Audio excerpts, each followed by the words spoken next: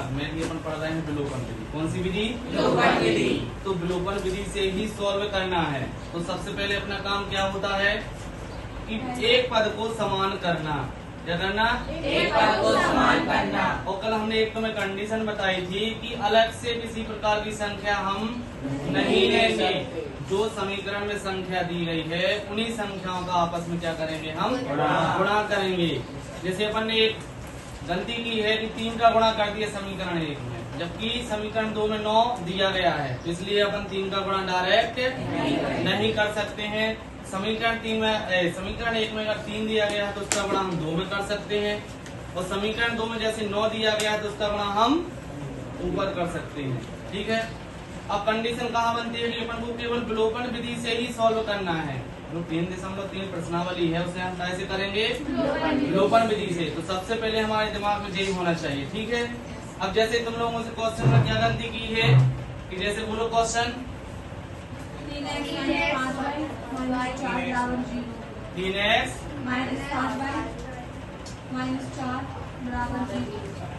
ठीक है। इसको अगर हम चाहें तो बहुत सरल तरीके से बना सकते हैं। 3x - 5y बराबर 4 समीकरण। ठीक है। फिर दूसरा क्या दिया गया है? x बराबर 2y प्लस के 7। यहाँ 9x है ना। यहाँ 2y कहाँ ले आएंगे? 2x ऋण 2y बराबर समीकरण। अब यहाँ पे अपन लोगों ने गलती क्या की है कि यहाँ पे हमने डायरेक्ट क्या कर दिया है? समीकरण 1 में 3 का गुणा कर दिया, जबकि ये क्या है? गलत। कल बताया था हमने कि नहीं कि जो इस समीकरण में संख्याएं दी गई हैं उन्हीं का ही अपन आपस में गुणा करेंगे। यहाँ पे देखो, जैसे यहाँ पे 5 दिया गया है तो 5 का गुणा हम समीकरण 2 में कर सकते हैं।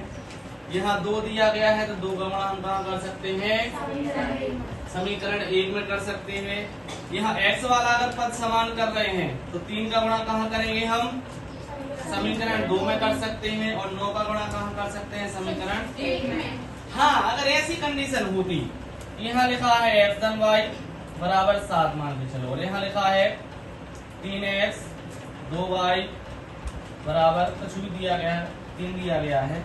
हाँ, तो इस कंडीशन में हम 3 का गुणा ऊपर कर सकते थे, राइट कि नहीं? क्योंकि नीचे 3 दिया गया है, नीचे 3 दिया गया है। ध्यान रखना है इस चीज का। देखो अपन आप क्या करेंगे?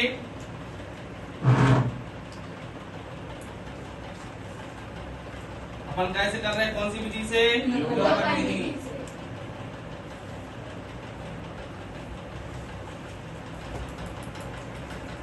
ध्यान रखना कि समीकरण 1 में अपन किसका गुणा करेंगे? 9 का। समीकरण 1 में 9 का गुणा।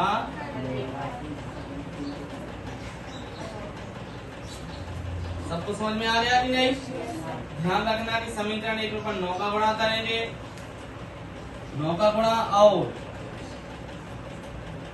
समीकरण 2 में 3 का गुणा करने पर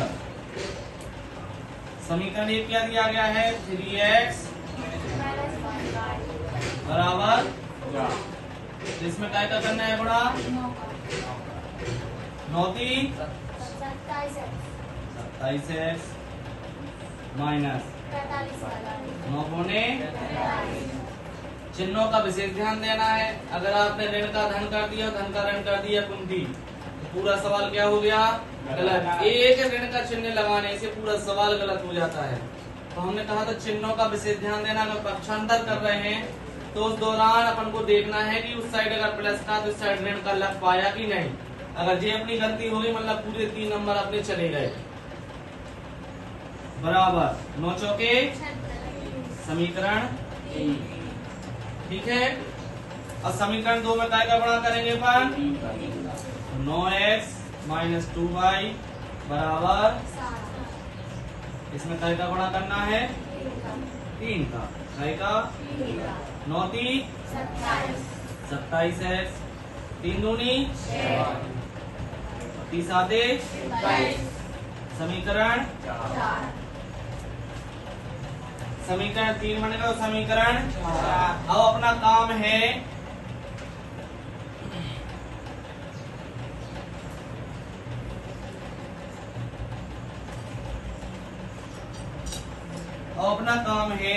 कि सबसे पहले अपना काम है कि पद समान होगा कि नहीं होगा। कौन सा पद समान हुआ है?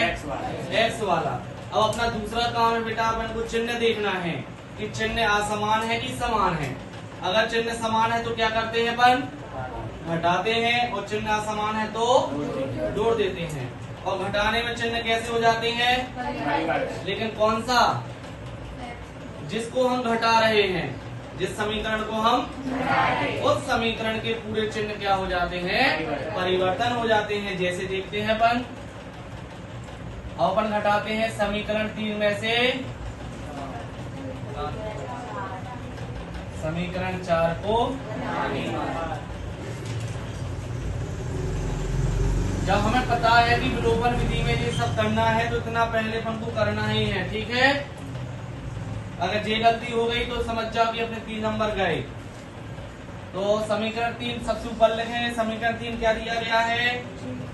27x माइनस बराबर 36। ठीक है, -36 कहाँ से आ गया? चलो ठीक है। तो यहाँ पे अपन समीकरण 4 क्या दिया गया है? 27x माइनस 6y बराबर। अब यहाँ पे अपन क्या करेंगे? यहाँ देखो 27x और 27x, पहले तो चिन्ह परिवर्तन करना है। ये धन का है तो काय का हो जाएगा बेटा? ये ऋण का है तो, और ये धन का है तो। अब जब सारी संख्या नीचे वाली काय की हो गई, जो अपन ने चिन्ह परिवर्तन किए हैं उसकी हो गई, ठीक है। यहाँ 27x प्लस के और 27x माइनस के दोनों आपस में क्या हो जाएंगे? अब ऋण 45y में से धन के 6y जाएंगे तो काय के बचेंगे? ऋण के कितने बचेंगे? 39 बराबर। अब यहाँ 36 में से ऋण 21 जाएंगे तो कितना बचेगा? 15। गुड। अब यहाँ देखते हैं अपन y बराबर, जो ऋण 39 है उस साइड जाएंगे तो काय में चले जाएंगे? भाग में। काय में चले जाएंगे? भाग में। देखो हमने एक बार कंडीशन तुम्हें सिखाई थी, अगर तुम्हें समझ में नहीं आ रहा है तो एक काम किया करो, अपन क्या कर सकते हैं? 15 को इस साइड ला सकते हैं कि नहीं? तो काय के होगा? ऋण के 15, और जे 39y है ये काय के हो जाएंगे? धन के हो जाएंगे कि नहीं? अगर हम पूरा का पूरा ले जा रहे हैं तो, अगर हम खाली 39 को ले जा रहे हैं तो 39 काय में है? गुणा में। काय में है? तो गुणा से अगर हम इस साइड भेजेंगे तो काय में चला जाएगा? भाग में चला जाएगा कि नहीं? इसलिए मैं यहाँ पे समझा दे रहा हूँ, क्योंकि अगर आप डायरेक्ट चाहो तो 39 को कहाँ भेज सकते हो? बटे में। काय में? बटे में। जो तुम्हारा कंफ्यूजन हो रहा है कि सर ये माइनस की संख्या उस साइड हम प्लस में भेज देंगे 39 को, तो अपना सवाल क्या हो जाएगा? गलत। क्योंकि जी काय में है? गुणा में है। जी काय में है? तो y बराबर क्या आ जाएगा? 15 बटे माइनस